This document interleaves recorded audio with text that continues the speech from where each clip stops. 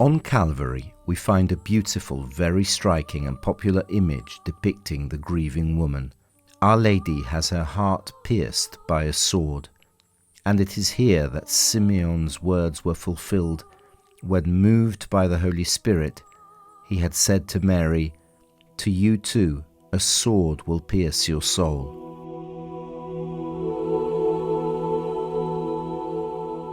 The Gospel here reminds us that by the cross of Jesus stood his mother's sister, Mary of Cleophas, and Mary Magdalene. Jesus, therefore, seeing his mother, and by her the disciple whom he loved, said to his mother, "Woman, behold your son." Then he said to the disciple, "Behold your mother." L'Evangelista San Luca per ben 2 volte annota. The evangelist St. Luke notes twice that Mary kept in her heart the things concerning Jesus, which also concerned his person, and pondered them. He tells this in the Christmas story, when she is confronted with the humble and simple, hidden birth of Jesus, after the angel told her great things. That child was the Son of the Most High. He was the heir of David's kingdom.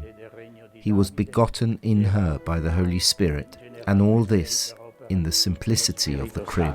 E tutto questo nella semplicità del presepe.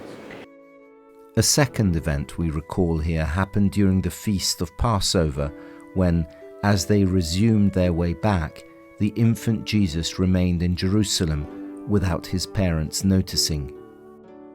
Un momento angoscioso, come capiamo delle parole. Distressing moment, as we understand of Mary's own words, "Your father and I, distressed, were looking for you." So the evangelist puts a definitive signature, as it were, to Mary's experience, and he answered, "Why were you seeking me?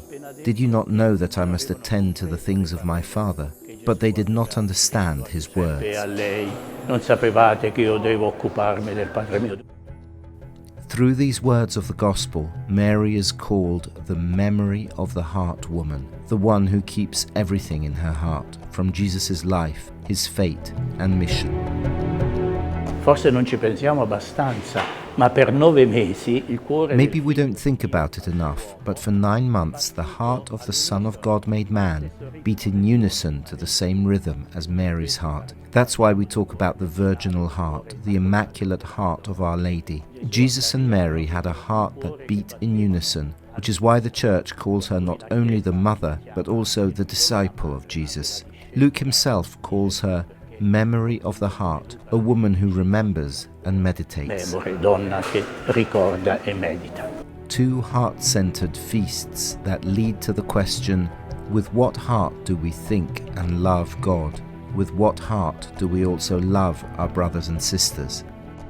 Allora la solennità del Sacro Cuore ci invita tutti. The solemnity of the Sacred Heart invites us all to love the Father by the grace of the Holy Spirit, and to love Jesus as he loved us, to love our brothers and sisters as he was able to love them, and to keep the mysteries of God, those that are entrusted to our faith, our prayer, to our life, with the same heart as Mary. So these are feasts not only to be celebrated, we are to worship the heart of Christ, to thank him for the grace of redemption. The Church also invites us to make reparation for the offences that are done to the most sacred heart of Jesus, but especially to live in unison, to have the same cardiogram as Jesus and Mary. Soprattutto a vivere all'unisono, avere lo stesso cardiogramma di Gesù e di Maria.